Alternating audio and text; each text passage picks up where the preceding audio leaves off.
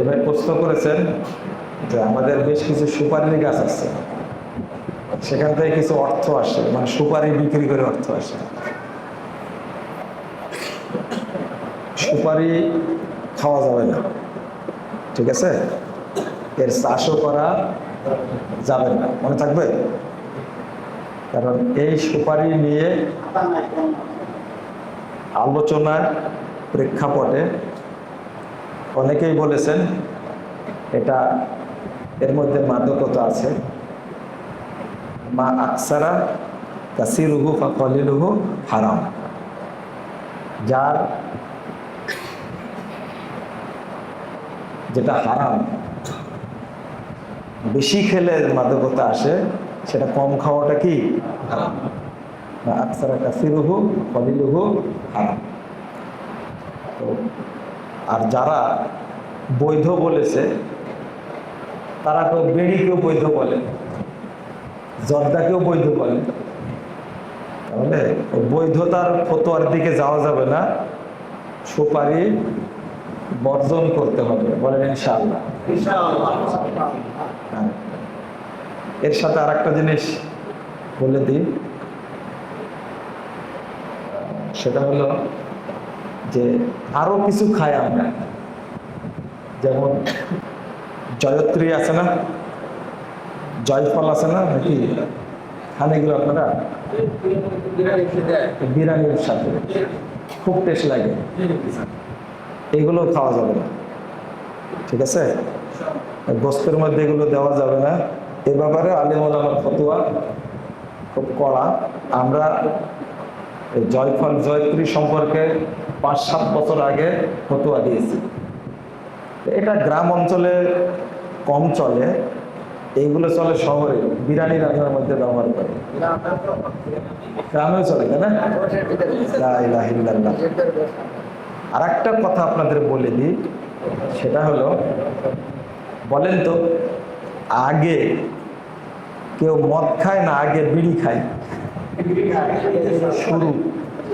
শুরু বিড়ি দিয়ে। আগে জর্দা খায় না আগে পান খায়? হ্যাঁ, তাহলে বিড়ি পথ দেখায় কি খাওয়ার? মদ খাওয়ার। তাহলে আগে মদ হারাম না বিড়ি হারাম? এটা মনে রাখতে হবে। বিড়ি সিগারেট হারাম, খাওয়া যাবে না। আর একটা হলো পান খাওয়া বন্ধ করে দিবে। পান খাওয়াটা ভদ্রলোকের কাজ না। এই পান মানুষকে বিড়ি খাওয়া শিখেছে, এই পান মানুষকে জর্দা খাওয়া শিখেছে, হাকিমপুরি জর্দা, সাদা জর্দা, কালো জর্দা খাওয়া শিখেছে। এটা পানও যে একটা নেশা। একদিন আমি জর্দার বিরুদ্ধে কঠিন বক্তব্য দিয়েছি আর বলে দিয়েছি যেটা হারাম, এটা কেউ খাবেন না। 3 জন লোক আসছে আমার সাথে দেখা করার জন্য রোমে, বক্তব্যের পরে। বলছে যে জর্দা সম্পর্কে যা বলেছেন পান সম্পর্কে কিছু বললেন না কেন? বলছে যে পান না খেলে থাকা যাবে না। পান কি ক্ষুধা মিটায়?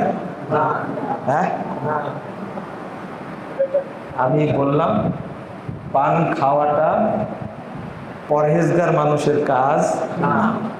হ্যাঁ, আপনি চপ করবেন, মুখ থেকে দুর্গন্ধ বের হবে, এটা মুসল্লি বা তাকওয়াশীল মানুষের কাজ এটা না। আপনারা এটাও বর্জন করবেন, দেখবেন এই সমস্ত কোনো প্রশ্ন আর আসবে না। সুপারি কিসের সাথে খায়? এই তো সুপারি চুন খান, চুন কার সাথে? হ্যাঁ, হিসাব বলে দেখবেন পান যত বড় দোষী, সিগারেটও অত বড় দোষী না। মানে এই সর্বনাশ করে তো সব দেখে নিয়ে আসছে, ঠিক আছে? বলেন হার্টের রোগের বেশি অপরাধ না ডায়াবেটিসের বেশি অপরাধ? হ্যাঁ, আরবিতে বলা হয় কি জানেন? উম্মুল আমরাজ, সমস্ত রোগের মা ডায়াবেটিস।